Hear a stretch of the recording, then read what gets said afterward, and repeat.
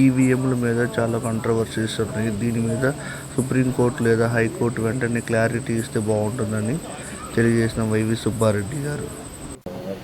ఆంధ్రప్రదేశ్ ప్రజలకు తెలుసమ్మా, 2014 నుంచి 19 వరకు అధికారంలో ఉన్నప్పుడు వెలుగొండ ప్రాజెక్టు కోసం మీరెంత ఖర్చు పెట్టారు, టన్నల్స్ ఎంత దూరం తవ్వారు, అది రాష్ట్ర ప్రజలంతా కూడా చూస్తున్నారు. ఒక్క మన జిల్లా వాళ్ళే కాదు, సిద్ధశుద్ధితో రాష్ట్ర ప్రజలకు మేలు చేయాలని చేసిన ప్రభుత్వం మా వైఎస్ఆర్ కాంగ్రెస్ పార్టీ ప్రభుత్వం. అధికారంలో ఉన్నప్పుడు చెప్పిన మేరకు కరోనా లాంటి మహమ్మారి పరిస్థితులు ఉన్నా ఎక్కడ ఇబ్బంది లేకుండా రెండు టన్నళ్ళు కంప్లీట్ చేసి, రెగ్యులేటర్ కూడా కంప్లీట్ చేసి ప్రారంభోత్సవం చేయడం జరిగింది.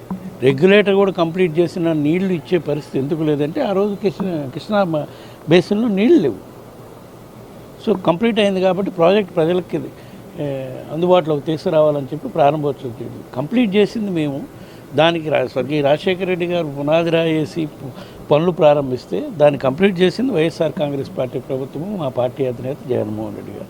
దాన్ని మేము చేసాము, మీరు చేయలేదు అని చెప్పే పరిస్థితి వచ్చిందంటే ఎంత దిగజాడుతనంగా మాట్లాడుతున్నారో మీరే అర్థం చేసుకుంటారు.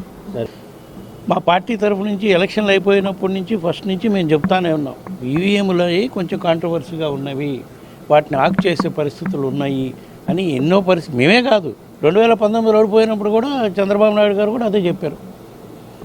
అది రకరకాలుగా వివిధ నియోజకవర్గాల్లో వాళ్ళకుండే నమ్మకాన్ని బట్టి నోట్లు వస్తాయి, ఇంతమంది ప్రజలకు మేలు చేశామని వాళ్ళ నమ్మకం ఉండవు కాబట్టి వాళ్ళు ఛాలెంజ్ చేస్తూ కోర్టులో వేశారు. కోర్టు ఇచ్చిన ఆదేశ ప్రకారం వాళ్ళు కౌంటింగ్ చేసి వీవీప్యాక్స్లో ఉన్న లెక్క వేసి పెట్టమని చెప్తున్నారు. మళ్ళీ ఇప్పుడు ఏదో సడన్గా సుప్రీంకోర్టు డైరెక్షన్ ప్రకారం అట్లా లేదు అది ఇది అంటున్నారు. దాని మీద కోర్టు క్లారిటీ ఇస్తుందని భావిస్తున్నాం. ఇచ్చినాక తప్పకుండా ఈవీఎంలో ఏమన్నా మతలు ఉంటే దానిపై నిగ్గు తేల్చాలని మేము కూడా కోరుతాం.